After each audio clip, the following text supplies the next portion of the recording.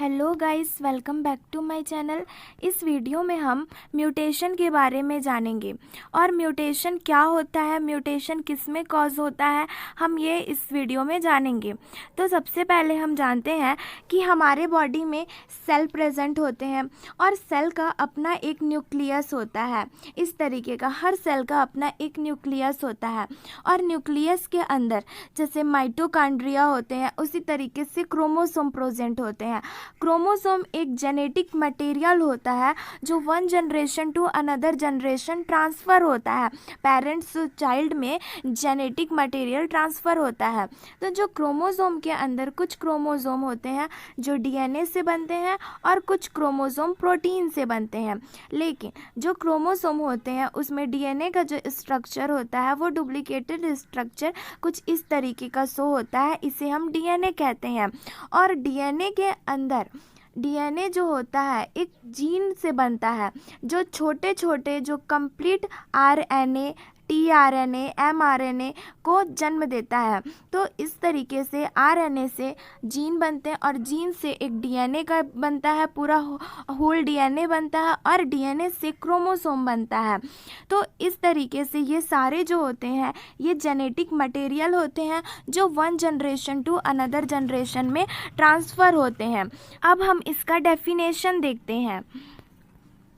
A mutation is defined as a permanent change in the genetic material DNA which result in a disease। हमने जाना कि DNA क्या होता है, कैसे बनता है और क्रोमोसोम कैसे बनता है। तो जो डीएनए जो मेन जेनेटिक मटेरियल होता है इसमें म्यूटेशन कॉज होता है और परमानेंटली ये चेंज हो जाता है। इसका जो स्ट्रक्चर हो जाता है, स्ट्रक्चर जो होता है वो परमानेंट चेंज हो जाता है, जिसे हम म्यूटेशन कहते हैं। यहाँ आप देख सकते हैं कि जो ओरिजिनल क्रोमोसोम होते हैं तो कुछ इस तरीके का स्ट्रक्चर है। समझ लो ये ए हो गया, ये बी और ये सी और ये डी, ये 4 पार्ट में डिवाइडेड है। बट जब म्यूटेटेड क्रोमोसोम में ये कन्वर्ट होते हैं तो इसमें जो सी वाला पार्ट होता है ये गायब हो जाता है। तो ये कंप्लीट होल क्रोमोसोम नहीं बनते हैं।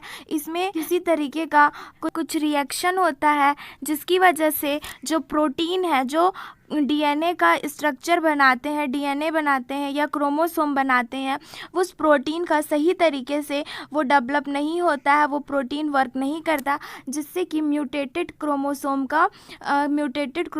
बनता है।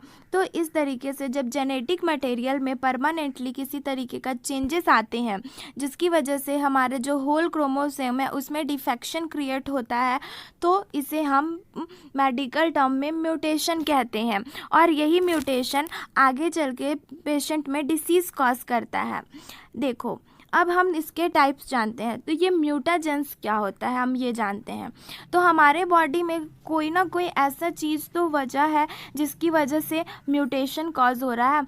तो जिस वजह से म्यूटेशन कॉज होता है उसे मेडिकल टर्म में हम म्यूटाजेन बोलते हैं, म्यूटाजेंस बोलते हैं।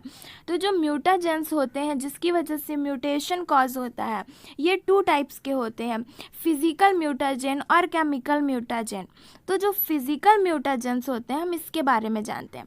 तो जो फिजिकल म्यूटाजेंस में हम जो electromagnetic radiation, gamma rays, x ray, UV light और पार्टिकल रेडिएशन, ये जो रेडिएशन होते हैं ये हमारे बॉडी में जब इंटर करते हैं इसकी वजह से जो हमारे सेल्स होते हैं, सेल्स में डिफेक्शन क्रिएट होता है और ये हमारे क्रोमोसोम में जाकर क्रोमोसोम में डिफेक्ट करते हैं। जो डीएनए का स्ट्रक्चर होता है, जो डीएनए का होल स्ट्रक्चर होता है उसमें किसी तरीके जो उसका रेप्लिकेशन होता है वो सही तरीके से रेप्लिकेटेड नहीं हो पाता है, नहीं बनता है, उसमें प्रोटीन नहीं बनती है और इस वजह से म्यूटेशन कॉज होता है।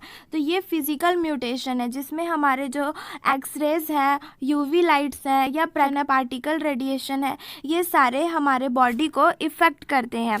तो इससे फिजिकल म्यूटाजेंस की वजह से म्यूटेशन कॉज होता है। अब हम केमिकल म्यूटाजेंस देखते हैं। तो जो केमिकल म्यूटाजेंस में जो पर्सन सिगरेट स्मोक करते हैं तो इससे हमारे बॉडी के जो केमिकल्स होते हैं उसमें रिएक्शन क्रिएट होता है। रिएक्शन की वजह से जो हमारे सेल्स होते हैं, जिससे प्रोटीन जो सही हमारे बॉडी में जिससे सेल्स बनते हैं वो प्रोटीन प्रॉपर वर्क नहीं करता है, और जिससे हमारे सेल्स के न्यूक्लियस में डिफेक्शन क्रिएट होता है, और उसी वजह से हमारे क्रोमोसोम जो जेनेटिक मटेरियल होते हैं उसमें भी प्रॉपर वो वर्क नहीं कर पाते हैं, जिसकी वजह से जो जेनेटिक मटेरियल है वो रेप्लिकेटेड नहीं हो पाते हैं। उसका जो वो डिप्लॉइड से हैप्लॉइड में कन्वर्ट ना होके वो ट्रिप्लॉइड में कन्वर्ट हो जाते हैं, और ट्रिप्लॉइड में कन्वर्ट होने के बाद वो म्यूटेशन कॉज करते हैं। तो इसे हम केमिकल म्यूटाजेंस कहते हैं। तो 2 टाइप्स के म्यूटेशन होते हैं, म्यूटाजेंस होते हैं, एक फिजिकल म्यूटाजेंस और केमिकल म्यूटाजेंस। अब हम देखते हैं स्पॉन्टेनियस म्यूटेशन। तो spontaneous mutation majority of mutation है, ये सबसे ज़्यादा देखने को मिलते हैं क्योंकि ये स्पॉन्टेनियसली होते हैं, खुद से ही हमारे बॉडी में क्रिएट होने लगते हैं, और हमारा जो डीएनए होता है, डीएनए का रेप्लिकेशन होता है, उस रेप्लिकेशन और रिपेयर को ये ब्रेक कर देते हैं, और वो सही तरीके से हमारा डीएनए जो होता है वो रिपेयर नहीं हो पाता है। जब डीएनए के 2 बॉन्ड्स न्यू क्रोमोसोम बनाने के लिए वो जब टूटते हैं तो वो सही तरीके से रेप्लिकेटेड नहीं हो पाते, सही तरीके से उनका बॉन्ड नहीं बन पाता, वो एक दूसरे से कनेक्ट नहीं हो पाते हैं जिस तरीके से कनेक्ट होना चाहिए। तो इसकी वजह से म्यूटेशन कॉज होता है, तो इसे हम स्पॉन्टेनियस म्यूटेशन कहते हैं। नेक्स्ट हम देखते हैं induced mutation. Mutation can be cause due to exposure of mutagenic agent. इसमें हम जब म्यूटाजेनिक एजेंट, जैसा कि मैंने बताया कि जो म्यूटाजेनिक एजेंट केमिकल और फिजिकल एजेंट हैं, इस एजेंट से जब हमारे बॉडी में हम इनके कांटेक्ट में आते हैं यूवी लाइट्स के, एक्सरेज के, तो इससे हमारे बॉडी में रेडिएशन क्रिएट होता है, और हमारे जो सेल्स हैं वो डैमेज होने लगते हैं, और सेल्स डैमेज होंगे तो उनके न्यूक्लियस डैमेज होंगे, और न्यूक्लियस डैमेज होंगे तो अंदर में जो क्रोमोसोम प्रेजेंट है, क्रोमोसोम बैठे हैं, वो क्रोमोसोम भी अफेक्ट होंगे। तो इसकी वजह से हमारे बॉडी में म्यूटेशन कॉज होता है, और हमारे बॉडी में, हमारे टिश्यूज़ में इसका रिएक्शन धीरे धीरे शो होने लगता है। तो इसे हम इंड्यूस्ड म्यूटेशन कहते हैं। अब हम देखते हैं क्लासिफिकेशन ऑफ म्यूटेशन। तो इसके 2 टाइप्स के क्लासिफिकेशन होते हैं, एक जर्म सेल्स म्यूटेशन होता है और एक सोमैटिक सेल म्यूटेशन होता है। तो हम जर्म सेल म्यूटेशन देखते हैं। जर्म सेल में जो रिप्रोडक्टिव ऑर्गन होते हैं उसे हमें जर्म सेल के अंदर रखते हैं। तो जो जर्म सेल होते हैं लाइक एग और स्पर्म, इसमें अगर किसी तरीके का म्यूटेशन आता है तो इसे हम जर्म सेल म्यूटेशन कहते हैं। Mutation can be cause germ cell and can give rise to inherited disease. और ये क्या राइज करता है कि हमारे बॉडी में अगर किसी तरीके का डिसीज़ कॉज है तो ये हमारे बॉडी, हम पेरेंट्स के बॉडी से ये बच्चों के बॉडी में ये ट्रांसफ़र होता है। तो इसे हम इनहेरिटेड डिसीज़ कहते हैं क्योंकि ये 1 generation to another generation transfer हो रहा है। मान लो कि अगर हमारे बॉडी में जो जर्म लाइन है, जो हमारे एग और स्पर्म है, उसमें किसी तरीके का म्यूटेशन आ गया है, हमारे जो डीएनए है उसमें म्यूटेशन क्रिएट हो गया है, जिसकी वजह से जो इंटायर ऑर्गेनिज्म है हमारे बॉडी का, जो बेबीज़ होगा उसके जो ऑर्गेनिज्म होंगे, अंदर के जो पार्ट होंगे, ऑर्गन होंगे, उनमें पूरी तरीके से डिफेक्शन होगा, उनके जो डीएनए होंगे उसका स्ट्रक्चर प्रॉपर नहीं बनेगा। और इसकी वजह से क्या होगा कि जो आने वाले नेक्स्ट जनरेशन होंगे उसमें जो वो कैरियर बन जाएगा, एक म्यूटेशन का कैरियर बन जाएगा, जो कि 1 जनरेशन टू अनदर जनरेशन में ये कंटिन्यूएशन में ट्रांसफ़र होते रहेगा।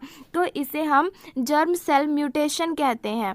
नेक्स्ट हम देखते हैं somatic cell mutation. Somatic cell mutation में हमारे जो जर्म सेल्स होते हैं जैसे कि एग और स्पर्म, ये शामिल इसमें नहीं होते हैं। इसमें जो म्यूटेशन क्रिएट होता है ये हमारे टिश्यूज़ में, ऑर्गन्स में क्रिएट होते हैं। और ये समटाइम्स ये एक्स वीवो और इन वीवो जो थेरेपी दिया जाता है ये इसी वजह से दिया जाता है। अगर एक्स वीवो में थेरेपी दिया जा रहा है तो ये हमारे टिश्यू को अफेक्ट किए हैं, और इन वीवो में हमारे जो इनर ऑर्गन्स, इनर सेल्स होते हैं ये उनको अफेक्टेड करते हैं, और इसकी वजह से कैंसर सेल्स में ये डेवलप हो जाते हैं, ट्यूमर में डेवलप होने लगते हैं, या कंजेनाइटल मालफॉर्मेशन भी इसकी वजह से लीड होता है। अगर कोई वुमेन प्रेग्नेंट है और प्रेग्नेंट में वो एक्सेसिव अमाउंट में यूवी रेस के सन के एक्सपोजर में आ रही है तो उनके जो बेबीज़ होंगे उनके अंदर जो इन्फेंट फीटल है उसमें अगर उनके जो डीएनए मटेरियल है उसमें डिफेक्शन क्रिएट होगा, उनके सेल्स जो डेवलप हो रहे हैं वो प्रॉपर वर्क नहीं कर पाएंगे और इसकी वजह से सोमैटिक म्यूटेशन कॉज करेगा। ये कंजेनाइटल मालफॉर्मेशन है, अगर वुमेन प्रेग्नेंट होती है तो ये उनमें देखने को मिल सकता है। पैचेस ऑफ अफेक्टेड एरिया, जिस एरिया में म्यूटेशन कॉज हुआ है वहाँ पे पैचेस स्ट्रक्चर आने लगेंगे, पैचेस लाइक स्ट्रक्चर बनने लगेगा या ट्यूमर का फॉर्मेशन होने लगेगा। और इसमें क्या होता है कि जो हमारे जर्म सेल्स होते हैं, जो एग और स्पर्म होते हैं, ये म्यूटेशन कैरी नहीं करते हैं और इसमें one generation to another generation ये म्यूटेशन ट्रांसफ़र नहीं होता है और ये नॉन हेरिटेड होते हैं। इसमें one generation to another generation mutation cause होने के चांसेस नहीं होते हैं। अब हम देखते हैं डिपेंडिंग ऑन दी नेचर किस किस वजह से म्यूटेशन कॉज होता है। इसमें हम फर्स्ट देखते हैं न्यूमेरिकल म्यूटेशन। नाम से ही समझ में आ रहा है कि numerical means number of chromosome. जो क्रोमोसोम का जो नंबर होता है वो क्या होगा कि उसमें किसी तरीके का डिफेक्शन क्रिएट हो जाएगा। वो जब डिप्लॉइड से हैप्लॉइड में कन्वर्ट होते हैं तो उसमें या तो ट्रिसोमी क्रिएट होगा, वो ट्रिपल बॉन्ड बनाएंगे, या फिर वो मोनोसोमी में कन्वर्ट होगा। क्रोमोसोम का वो सिंगल ही, उसका जो एक पार्ट होगा वो सिंगल ही रह जाएगा, उसे हम न्यूमेरिकल म्यूटेशन कहते हैं। अब हम देखते हैं structural chromosome mutation. Structural chromosome में समझ में आ रहा है कि क्रोमोसोम के स्ट्रक्चर में किसी तरीके का डिफेक्शन क्रिएट होगा। तो इसमें 2 टाइप्स के होते हैं, पॉइंट म्यूटेशन और frame shift mutation. Point mutation जानते हैं क्या होता है। इसमें जो जीन के न्यूक्लियोटाइड्स होते हैं वो न्यूक्लियोटाइड का जो बेस होगा वो बेस डिफरेंट न्यूक्लियोटाइड से कनेक्ट हो जाएगा, तो इसे हम पॉइंट म्यूटेशन कहते हैं। फ्रेम शिफ्ट म्यूटेशन में क्या होगा कि इस म्यूटेशन में एक या उससे अधिक न्यूक्लियोटाइड दूसरे न्यूक्लियोटाइड से अटैच हो जाएंगे, उसके बेस्ड में अटैच हो जाएंगे, तो इसे हम फ्रेम शिफ्ट म्यूटेशन कहते हैं। Mutation with non coding sequences, यहाँ देखते हैं जो डीएनए का वन साइड का स्ट्रक्चर होता है उसी का कॉपी सेम टू सेम दूसरे साइड का स्ट्रक्चर होता है। तो इस स्ट्रक्चर में प्रॉपर जिससे उसको कनेक्ट होना है, जिस आरएनए से कनेक्ट होना है उस आरएनए से वो प्रॉपर कनेक्ट नहीं होगा, उस जीन से प्रॉपर कनेक्ट नहीं होगा। तो इसकी वजह से जैसे ए को ए से कनेक्ट होना है या बी को बी से कनेक्ट होना है तो ए बी से कनेक्ट हो जाएगा या सी ए से कनेक्ट हो जाएगा। तो इस तरीके से जो इसका नॉन कोडिंग ये प्रॉपर सीक्वेंसेस में कनेक्ट नहीं होगा तो इसे mutation with non coding sequences कहते हैं। ये इसके नेचर पे डिपेंड करता है। अब depending on functional loss of function protein, जो प्रोटीन का प्रॉपर फंक्शन है वो लॉस होने लगेगा। जितना प्रोटीन बनना चाहिए, वर्क करना चाहिए, वो प्रोटीन सही तरीके से फंक्शन नहीं करेगा। जब वो प्रॉपर फंक्शन नहीं करेगा तो जो क्रोमोसोम ए है, अभी इससे पहले मैंने बताया जो क्रोमोसोम ए है और क्रोमोसोम बी है, वो क्रोमोसोम बी जाके क्रोमोसोम ए से अटैच हो जाएगा और क्रोमोसोम ए क्रोमोसोम बी से जाके अटैच हो जाएगा। तो इसका जो प्रॉपर फंक्शन है वो तो प्रॉपर फंक्शन नहीं हो रहा है, तो जो प्रोटीन का प्रॉपर फंक्शन है वो नहीं हो रहा, तो लॉस ऑफ इसका फंक्शन हो गया। अब गेन ऑफ फंक्शन, जो प्रोटीन का एक्सेसिव फंक्शन क्रिएट होने लगता है जब म्यूटेशन बॉडी में होता है तो समटाइम्स जो प्रोटीन का फंक्शन है वो एक्सेसिव होने लगता है। तो जब इसमें हम एक और कर देते हैं सी, तो जो सी वाला होगा और ए वाला होगा ये दोनों जाके बी से कनेक्ट हो जाएंगे और जो ए होगा ए में बी और सी कनेक्ट हो जाएंगे। तो इस तरीके से इसका जो फंक्शन होगा वो एक्सेसिव हो जाएगा, तो इसमें हमें म्यूटेशन कॉज होता है। अगर आपको वीडियो समझ में आई हो तो प्लीज़ लाइक एंड सब्सक्राइब करें। Thank you.